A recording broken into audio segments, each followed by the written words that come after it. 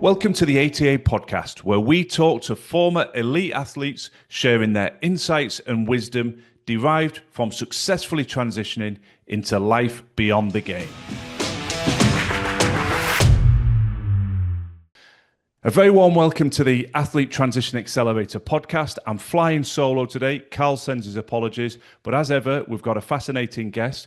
Delighted to welcome Dave Lewis. Now, Dave had a long and distinguished career playing professional rugby union, Gloucester, Exeter, Harlequins, well over 100 games, over a decade of elite competition. So we're looking forward to jumping in, Dave, and exploring your story of transition. And a big thank you for sharing your time with us today. Oh, thanks, James. No, it's been a long time coming, and I'm looking forward to it. Now, you might listen to a few of our episodes, Dave. Obviously, you know the premise that we're very much talking about life beyond sport and what came after your professional career. But it's always nice just to set the scene and give the listeners a little bit of a flavour for your professional chapter. So I know it's a lot of years, it's a lot of matches, 3 different clubs. There'll be lots of things that bubble in your memory when I ask you what brings that sense of pride. But if you had to pull out 1 or 2 memories that now you've retired, you can look back with fond memories of, what comes to mind when you reflect on that? It's a great question. I think there's the obvious answers around winning trophies, and I was fortunate enough to be part of the squads that we won a few, so that's great. But if I'm being honest, the immediate things that pop to mind are moments in games or moments after games, and there's the changing room feeling that you have after like a hard fought win. And one in particular that stands out is early on in my career. I don't quite know when, but it was at Gloucester, and we weren't in a great place. And we had Leicester at home, and we had the press on our backs, we had the fans on our backs, because obviously the shed expect a certain level of win ratio, for want of a better word. Yeah. And so it wasn't going well, and then all of a sudden a load of me and the younger players got chucked in to start at home, King's Home, and Leicester were good. I think it was around that 2012 period. So they were, in that period where they were always in the semi-finals, always in the finals. Yep.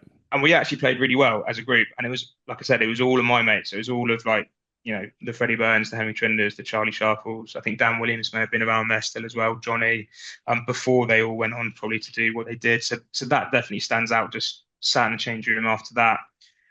And then there's also memories of one in particular was at Exeter, and was in my first season there. So we were in the Champions Cup for the first time, or the Heineken Cup as it was called then, and we had drawn Toulon. And this was, as I can tell, this was that Toulon side. In their era, they had everybody there. Yeah, exactly.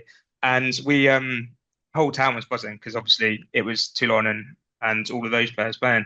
And I remember looking up from a scrum that we were defending literally on the halfway line, and looking out to my right, and the role of the scrum-half for people that aren't as familiar with rugby is I had to get the first man on the right hand side and I had to get the first man on the left hand side. So I look out right, and their first man is Johnny Wilkinson, which nice. as a young English guy, I was like, this is pretty cool. Outside him was Matthew Bastereau, who was the French centre at the time. Again, big man, big man, 3 times my weight. And then I think outside him was Brian Habana, and that was just one side. Yeah. Again, he's relatively well known. And then I looked to the left hand side, thinking, I might have to cut underneath. And the first receiver was Matt Giteau, nice, which was fun.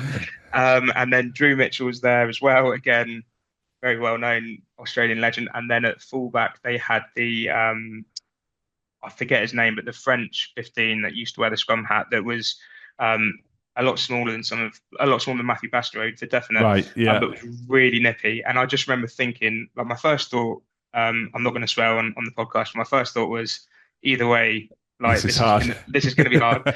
And my second thought was, how class is this? These are players that I'd watched when I was growing up, and then all of a sudden you're on the same pitch, and they're all on the same pitch. So that was pretty cool. And there's lots of moments like that. Like another one when I was much older is actually at Harlequins, when my daughter could finally walk and she came onto the pitch and stuff like that. So there's fabulous little moments that, if you're thinking, or if I'm thinking about what I remember most fondly, it would be little moments like that in games rather than maybe stereotypical big moments of winning a few trophies. Yeah, no, and they're fabulous members, and I'm just smiling because you know anybody who's a fan of rugby knows that team, knows that era, and I've Yeah. had multiple roles in rugby. I've been on the playing side, I've also worked in the administration side, and managing a salary cap is always challenging. You look at that sort of personnel, and you think, well, yeah, there's no salary cap really there. It's just a who's Yeah. who of rugby, wasn't it? Now, Yeah. obviously, that was the sporting chapter. We're going to talk a little bit today about the transition. So, talk to us a bit about your retirement. I know we're going back just a few years now, but it's not that recent. Back about 2019. Did you have an idea of what you wanted to do? I know you and I have spoken, and you're going to share about what you're doing now. And you mentioned Yeah. that way back then you were very aware of players that were struggling as they retired, particularly from a financial perspective, not necessarily having their affairs in order. So going back to that point of retirement, what sort of prompted you to say, that's it, I'm hanging up the boots? And did you have a plan at that stage about what was going to come next after rugby?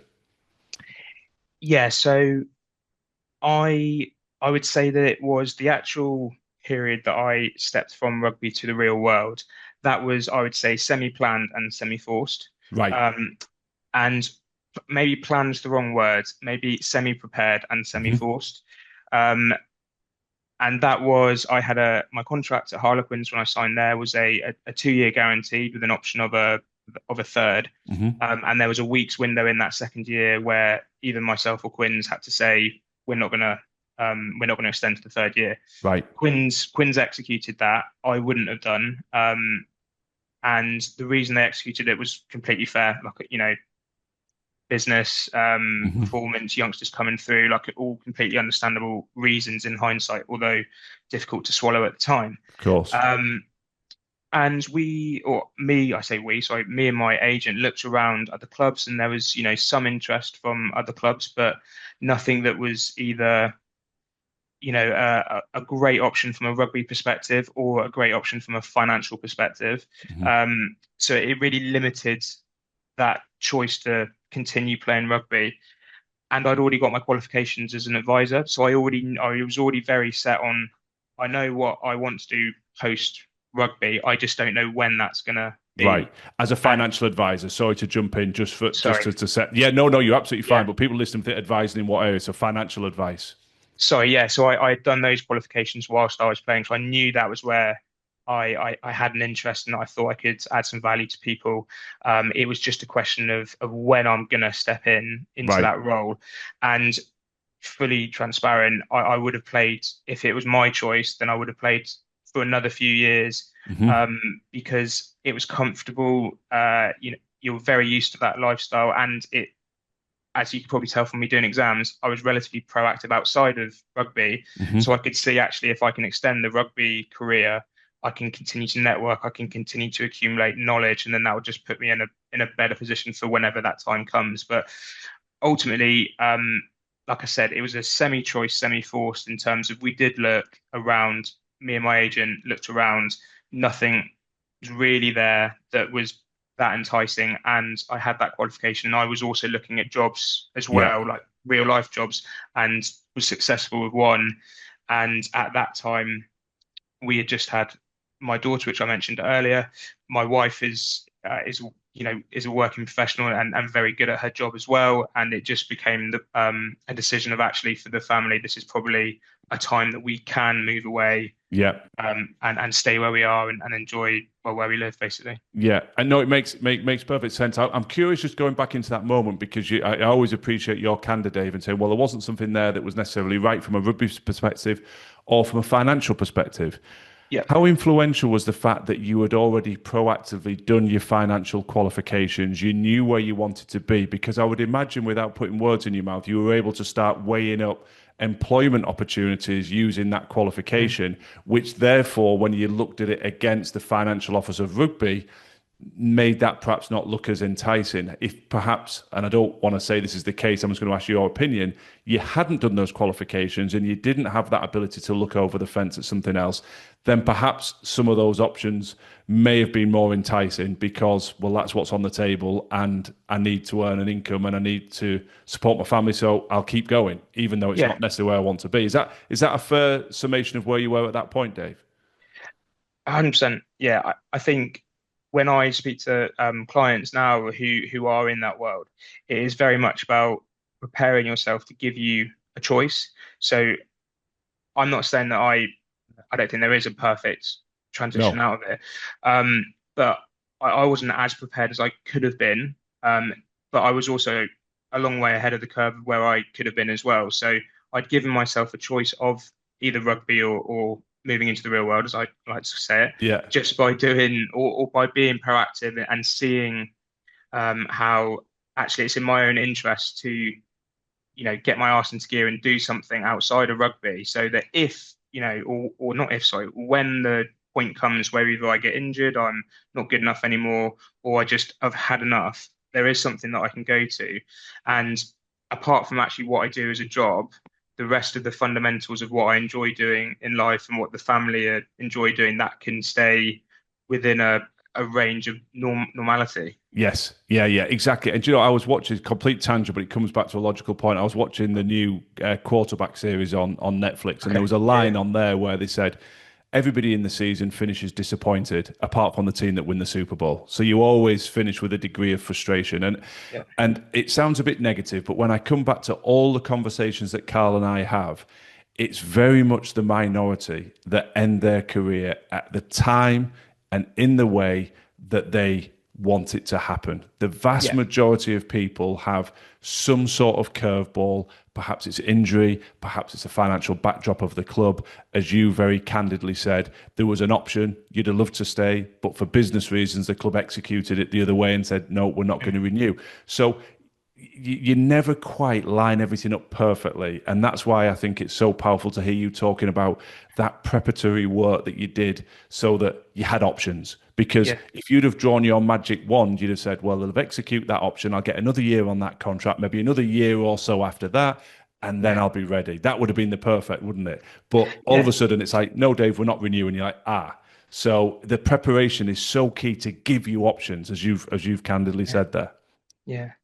I I agree with everything you said. I think, you know, there's a way of framing this. So I think rugby, or sorry, not rugby, athlete transition from pro to normal jobs is more typically framed as a challenge. Mm. And, the difficulties around it. And I'm not belittling those. And I know that they are there. But also, if you think about it from the shoe on the other foot or from the other side of it, actually, in reality, if I said to you, you could get paid to do something that you are really good at and hopefully love, but Mm. not always, for a period of time, whilst you can also then work on things that are going to help you for the rest of your life. And you just get to, you get to do that fun bit and you get some status. Typically, if you're in a more mainstream sport, you're going to get paid more than your traditional peers, Mhm. etc. And you've got an opportunity to build something for the rest of your life, you would take it.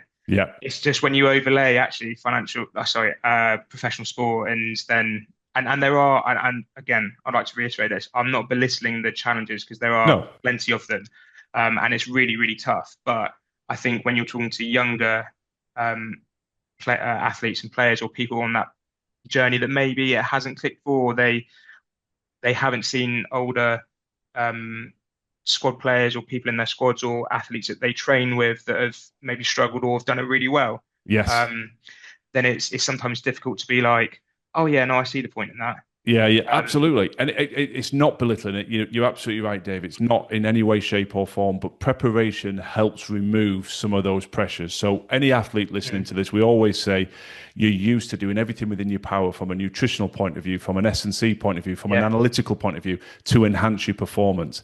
And then we sort of look at this potential door that's, well, that's the next chapter, and we don't do enough in yeah, my opinion, to prepare for that. So the fear and the gremlins, they all yeah, start to grow in our mind that what's going to happen, what's going to happen. Well, actually, yeah, just take a breath apply the same discipline and thoroughness that you had as a professional athlete and say, well, I can start exploring, I can start preparing, and then some of those gremlins and some of that fear is Yeah. removed. And there's a real cohort that, and I'll put myself in this bracket to try and just articulate this. There's a cohort of players that did well in professional sport, but it's not necessarily their best chapter.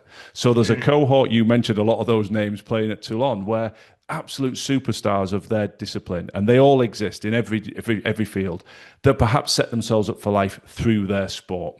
But Yeah. then there's a huge group that should be immensely proud of getting to the level they get, but they're probably going to perform better in the next chapter. They're probably going to find a high level of fulfillment. They're probably going to find a high level of status. They're probably going to enhance their earning potential. And that's not belittling the sporting chapter. And I put myself there. I played professional sport. I enjoyed it. I had some representative honours, but I was sitting on the bench more than I was playing. And I made that transitional decision. Well, if I dropped down and played semi-professionally and started to go into the sports administration, well, I think I'd be more fulfilled. And it was a great decision. But at the time, that wrestle of, oh, feels a bit of a backward step is something that I know a lot of players wrestle with. And Carl has a phrase, who says your sporting chapter has to be your best? Wasn't one of his. I forget the gentleman that said it to him originally.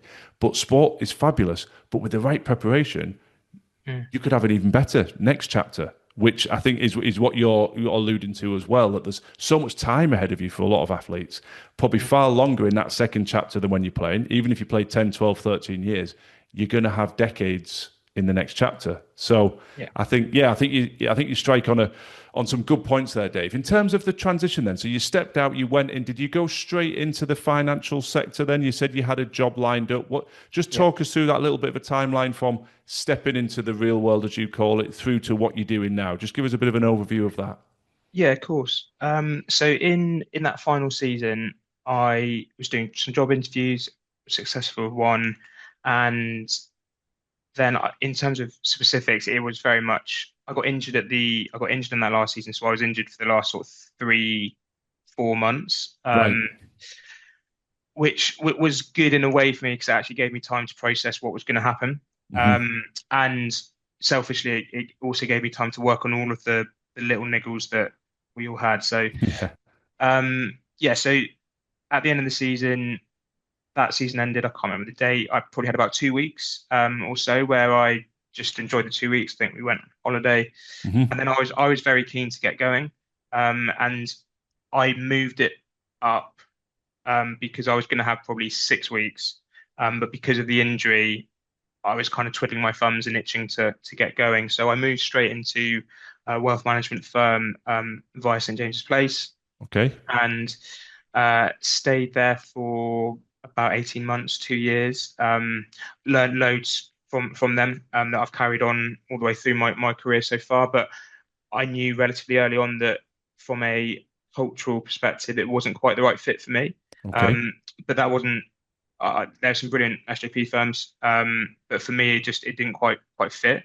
I got approached then by another company that I think were interested in my sporting background because they worked in they had a particular niche, still in financial advice, but with media and sports clients. Right. So there was a good fit there. So I went over to there, and that was brilliant. Again, I got exposure to some brilliant people. Like learned loads. Was sat with loads of brilliant advisors and just kind of absorbed it all, which was fantastic. And it was a bit.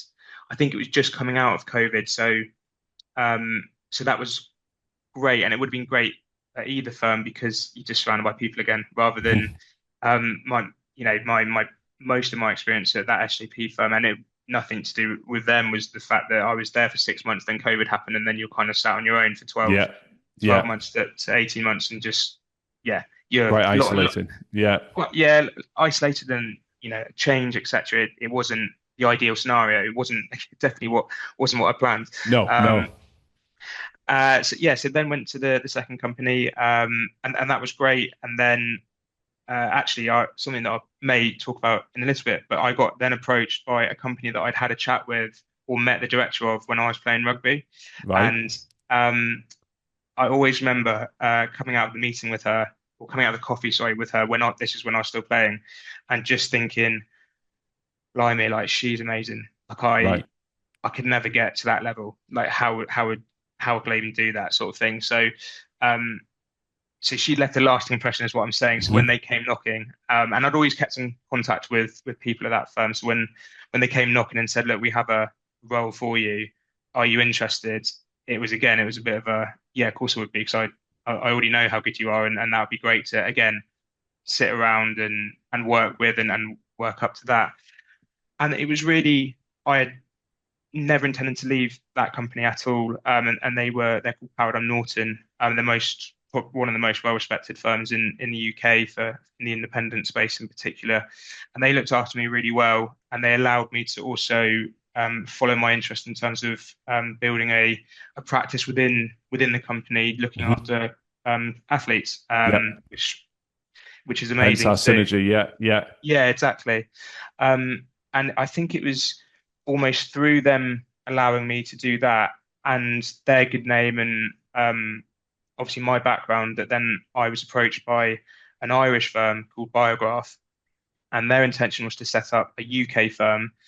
They had a group of clients that they used to look after that moved over to the UK, some of which had a sporting background again, and they needed an advisor and wanted an advisor that had experience in both camps effectively. I see. Um, and yeah, they offered me an opportunity there to come on board, and yeah, that would have been almost 18 months ago. And now I sit here as a director and an advisor at Biograph in the UK. Fabulous. No, I love the story, and there's so many lessons already, and we want to go back to that lady, I'm sure. But the fact that you've gone through two or three doors, two or three experiences, two or three organizations, because Yeah, this is a message that comes through regularly, Dave. None of us are geniuses. None of us have got sort of clairvoyant powers that you can just step out of sport and say, that's the perfect fit for me. I'm set for life. And so yeah, it's always powerful to hear people saying, I went to one place, then another place, then another place. And actually, your reference around that was they were all good experiences. And mm, there's nothing wrong with saying that. And you learned a lot, but then other doors opened. And that's the yeah, exciting part, I think, about this next chapter is that yeah, you've got limitless opportunity. Doors can open out of left field that you're not anticipating. And so being open minded, being agile, and being willing to explore and experiment, I think is really important as you've done. Now, yeah, just circle back to that lady though, because you mentioned that what an impact she had. So how did you meet her? Because you've mentioned about developing network a couple of times, and back in your yeah, playing days, you would love to have played a bit longer because it developed network. And I think that's another important lesson that we hear a lot from athletes, that this yeah. ability to develop your network whilst you're still playing. So was she someone you'd met when you were playing, did you say? And then that opportunity then resurfaced post retirement? Yeah, of course. I'm happy to tell this story if you're happy to listen for a few Yeah, minutes. absolutely. Um, Also, I would say if you want to put it in the show notes, there's a brilliant written piece by Sahil Bloom, and it's called something around like the surface area of luck or increasing your luck surface area. Right. And Okay, great. We'll look this it up. this is basically what I'm going to talk to you about without ever realizing Yeah, yeah. how that was written. So, in terms of network, how that conversation came about was I was listening. I used to listen to a podcast, really well-known personal finance podcast. And this guy is down in Truro. He's called Pete Matthews. Right. Um, Really good. And I used to listen to it in the car whenever I had a spare minute, just to educate myself because I wasn't in that world when I was playing, but I wanted to upskill myself. I then sent him an email, and in corporate terms now you'd say it's a cold email, Yeah. and said, "Hi P, love you. Basically, love your podcast. Really useful. This is what I'm doing. This is why I'm reaching out. Which was, have you got any tips, or can you suggest anything that I should or could be doing more so than what I am?" He was kind enough to email back and said, "Go and meet." Two advisors. One was very close to me in proximity and is a brilliant advisor, and then the other was in London as well, but also came from a sporting background. Had a chat with them and had a coffee with them, so followed up with them, and then I think the one that was closest to me, yeah, Amit, he then said, "Oh, you must go and meet Ruth. Let me do the introduction." So the lady is called Ruth. Ruth was at Paradigm Norton. So again, then went to have a coffee with Ruth. Off the back of an introduction, off the back of another introduction, basically. Um, And then yeah, after that, like I said, she's super impressive. One of the best advisors in our profession.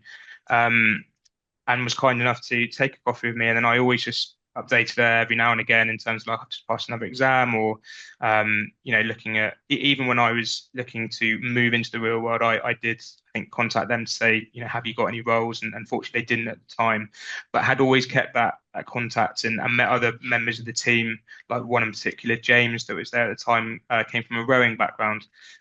So there was some synergy there. Hmm. And yeah, and then eventually a role did pop up, and they'd obviously been loosely tracking what I was doing in terms of qualifications, experience, etc. Yeah. And then it all just, yeah, the sort of stars aligned, as it were. Clicked into place. I love it. Yeah, I'm scribbling down as you're talking because I wanted to track that process, and what a fabulous little mini case study for everybody listening, Dave. We talk repeatedly with guests about take steps, build your network. Don't be frightened to ask because great yeah, things can happen.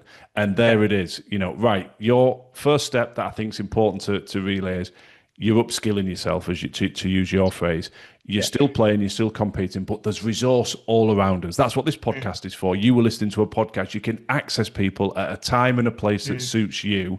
And we don't have to listen to the news for the 15th time of the day. You can use podcasts when you're walking the dog, driving, whatever. It's just a great way to start exploring sectors, ideas, knowledge. The second key thing is having the courage to send an email because a lot of people stumble. Well, I'm not going to send an email. What if they say no? And well, the worst mm, thing that anybody can say is no. But to validate what you did there, I'm a huge advocate that when you respectfully approach someone and particularly compliment them, you're mm. almost guaranteed to get some sort of traction. The Yeah, fact that you wrote, I said, really enjoy your podcast, love what you're doing. This is me. Take that framework to anybody that's listening and say, send somebody a note and say, I really admire what you've done in this area or really respect what you've done here. I would love to talk. I would love to ask you a couple of questions. The only no you ever get, and I say this repeatedly, Dave, is maybe a no, not now. My diary's chaotic, but I tell you what, I can see you in a couple of weeks or a couple of months. You yeah, will get through. Then the third thing that I want to pull out of that is once you actually do the hardest thing, which is the first step, the first contact, it's almost like you're trying to get that big boulder moving. Once you mm, get it making its first couple of turns, it starts to turn of its own free will. So you met two people who then are opening doors to Ruth who you didn't know, which then majestically led you into a role.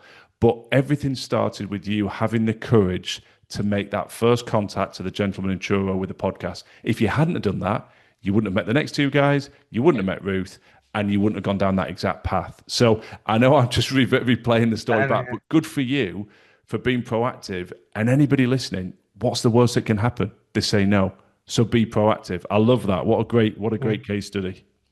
I think it's also something that we talk about at Biograph with a lot of clients is particularly the sports ones. This is you have to take responsibility. These challenges are known, like they've been written about a lot, and ultimately you are in the business of you. Like there is no club. Like we know that the career is going to end at some point, whatever sport that is, Yeah. and you almost want to have a goal to work towards in terms of, what would you like your picture to look, to be like post whatever the sport is, but also you probably want to think about what you want to move away from in Hmm. terms of like what don't you want to happen, like Yeah. once whenever that sport has ended, like what don't you want life to look like? And I Yeah. think between the two, you're going to find some motivation there because high level, uh, you know, positive goals aren't for everyone, but most people can definitely pick out some things that they don't want to happen. Yeah. And again, that just gives that little bit of internal motivation to maybe send an email and you don't, there's no, there's no perfect amount of emails to send. I was No. very lucky that I sent one and he actually replied. Yeah. But then like I said, like when I was looking around for roles, when I moved from Quins to the real world, I went back to a lot of people that I'd spoken to in that, particularly that 2 years prior to it, because I was in London and there was a lot of London firms that I thought looked really, really good, and I didn't get any. So Right. I don't mind saying this now, but SJP was not my first, second, or third choice to go there. But Right. I would always be grateful to them because they actually did give me the opportunity. And then from that opportunity, as I've said, like there was stepping stones, but now I'm exactly where I need to be and where I Yeah. want to be. But you've got to And take action to get that momentum, haven't you? You know, as you said, yeah, it's not an ideal number of calls or emails, but you've got to do something to move towards. And you touch on the psychology there, and we spend a lot of time in that coaching space mm, with athletes, Dave. And some people are very much motivated by the carrot. Some people need the stick. Some people move yeah, towards the pleasure. Some people move away from the pain. And having that self-awareness to say what's going to compel you to take some action. Because every guest that's come on, we had a cricketer, James, recently said, you can't play till you're 65. I know it's a yeah, simplistic thing to say, but he was framing the point. Everybody mm, will have an end to their sporting chapter. So it's not an if, it's a definite. What are you yeah, doing to prepare for it? And yeah, so you've touched on a couple of things here with the preparation for the exams and also this proactive accessing into your network, which takes me nicely into a question that we always ask, Dave, do's and don'ts. You know, we're all geniuses in life with the benefit of hindsight, and this awesome. podcast is very much about allowing people to access that wisdom and tap into the benefit of hindsight. So you've talked a lot about some of the things you did, and maybe the answer will be a repetition of that, which is absolutely fine. But if I challenge you to say what sort of one do that you would look back on and say, yeah, I'd recommend you do this because it will make your sporting transition into industry, into the real world, as you call it, easier. Yeah. And what's possibly a don't that you'd say, yeah, with the benefit of hindsight, I'd say, don't do this. What comes to mind on that question, Dave? So I'm just having to think. I'm Yeah, that's okay. Yeah, not you've not frozen. frozen. Yeah. Um, no, in terms of do, the biggest one, and it is maybe a bit of a repetition of what I've said, but it is do be proactive, but I would also add on to that and do it early. Hmm.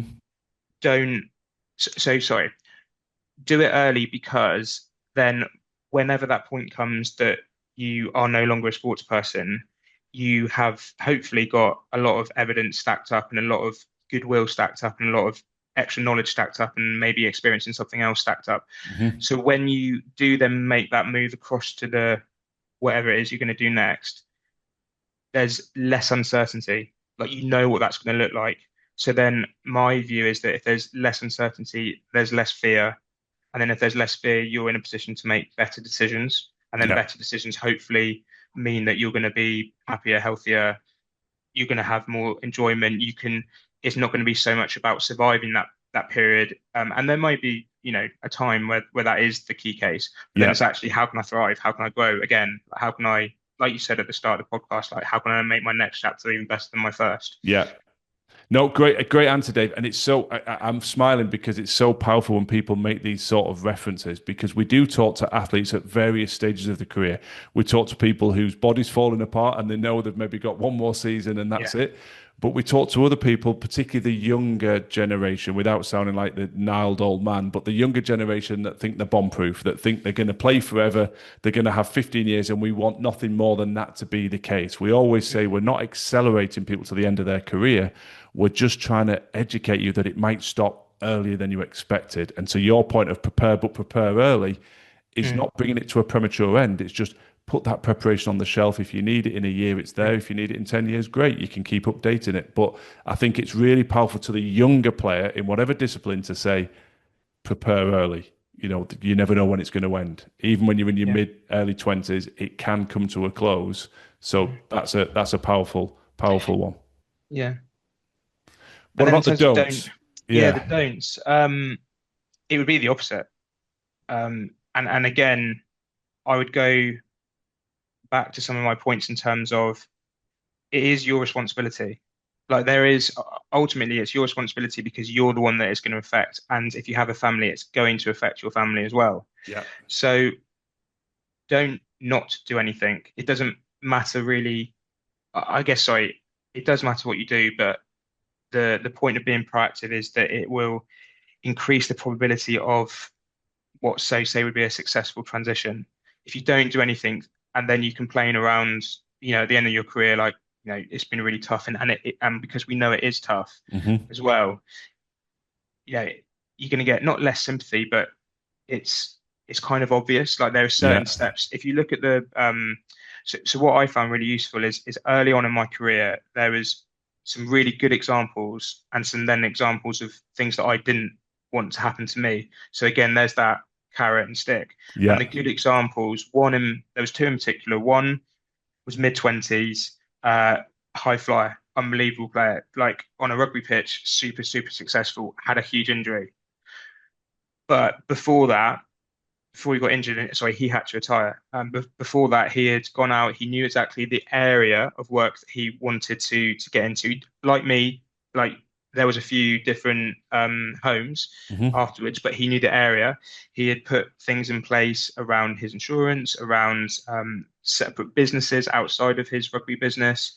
He just basically had more to him than just the rugby. And he, at the time, obviously, it's an odd one, got injured in a one-off accident. So say typically like that could have been really challenging for him because that's like the worst, the worst thing at a point in his career. He's doing really well. Mm. But actually, like seen from the outside, again, just from the outside looking in, he seems upset but okay. Yeah. And then another good example was he was a little bit older, but the work he was doing in the training ground on his business outside, knowing that he's going to retire at some point in the next 2 or 3 years, because he was around, say, 31, 32 when I was Yeah. just entering that squad.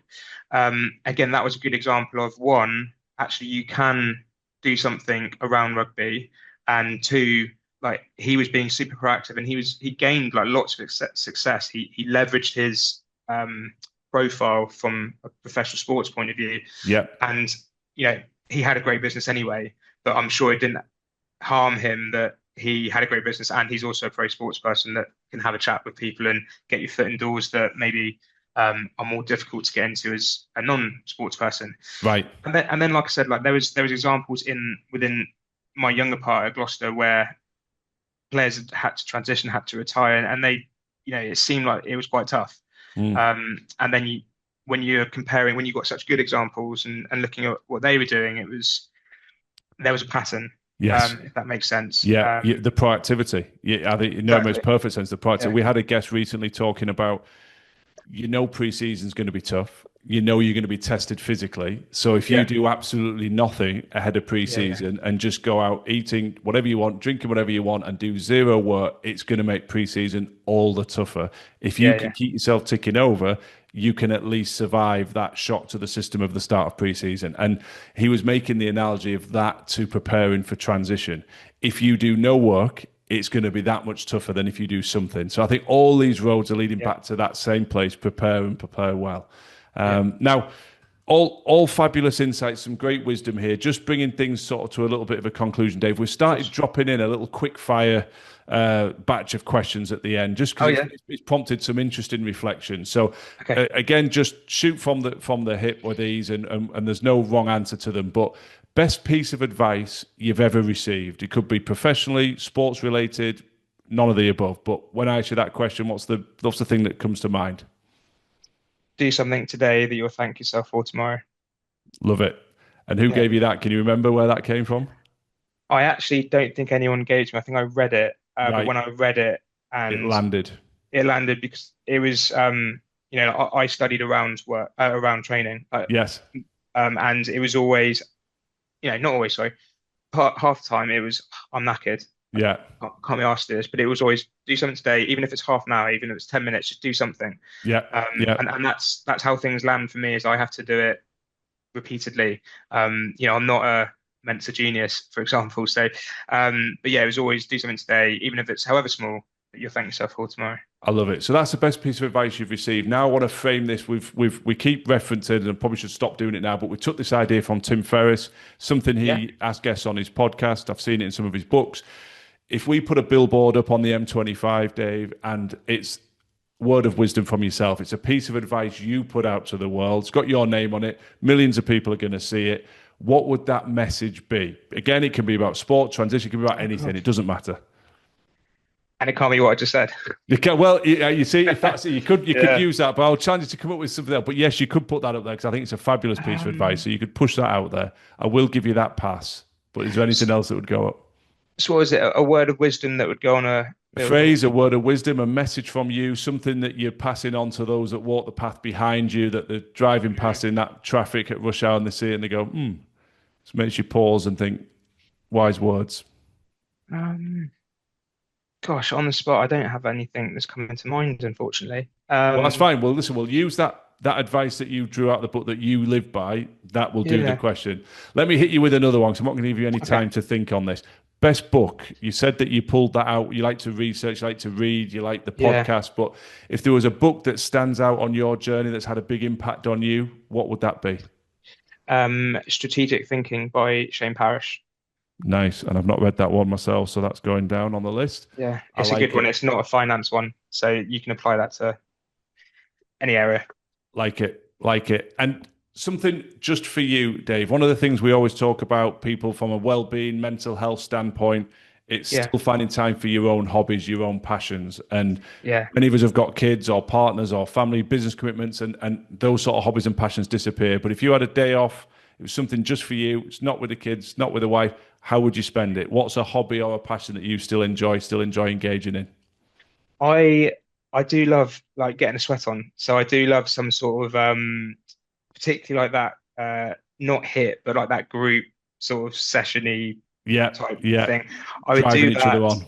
Yeah, exactly. Yeah, I would do something like that and then probably have a coffee. I love going for a walk. Like we used to, unfortunately we don't anymore, but I used to love going for a walk with our dog. So I'm pretty simple. Like A I good think that's something workout, a that coffee, and a dog walk. I like it. that's pretty much what yeah, it's taken me a few years to work out what kind of makes what actually you need to do to make you content and happy. But yeah, that for me, that is, if I could do that, then I'll be pretty chilled. And that's why the question is there, and it's something we don't normally throw on the podcast, but we throw it out in every coaching session with people, Dave, because Yeah. you've got to be cognizant of what do I enjoy doing, not what other Mm. people think I should enjoy doing, but what do I. Yeah, yeah, Somebody will say, oh, walking the dog will be boring to me. I love to walk my dog. yeah, Some people say, oh, I don't want to work out. I did enough of that. You love to work. It doesn't matter what it is. It's actually identifying it and then going and doing it a little bit. yeah. So I think, Dave, it's been a fabulous conversation. I know a lot of people will be interested to connect with you, reach out, and build that relationship with you. So where's the best place to find you? Would it be on LinkedIn? Yeah, on LinkedIn, I think, yeah, Dave Lewis. Yeah, I don't have any fancy name. Yeah, just Dave Lewis on LinkedIn. Our website is biograph.co.uk. But yeah, if you reach out on LinkedIn or on Instagram, that is Davey Lewis 89. I'm on those two platforms. I haven't quite got into TikTok and No, that's the it. rest People of can it. find you on those. I think they're the Yeah. key ones, and we'll make sure we put the details into the show notes and things so people can reach out as well. So, Dave, massive thank you for your time. I think there's so many gems of wisdom there. The fact that you prepared early, the fact that when you got that curveball and that clause wasn't executed in your contract, you were able to move on your terms, the fact that you actively networked and opened doors, that you've stepped through a couple of professional opportunities to land where you're truly meant to be, building this exciting new opportunity that you're involved with now. So I think you deserve everything you get, Dave. You've been proactive and you've created those opportunities. And I really appreciate you taking the time with us today to share a little bit about your journey. So thanks very much. No, thanks, James. It was a pleasure. Thanks for joining us this week on our ATA podcast. If you found this conversation insightful and it resonates with your journey, please subscribe, follow the show, and stay connected with us for more insight, resources, and information on how we at ATA are supporting your preparation for life beyond the game.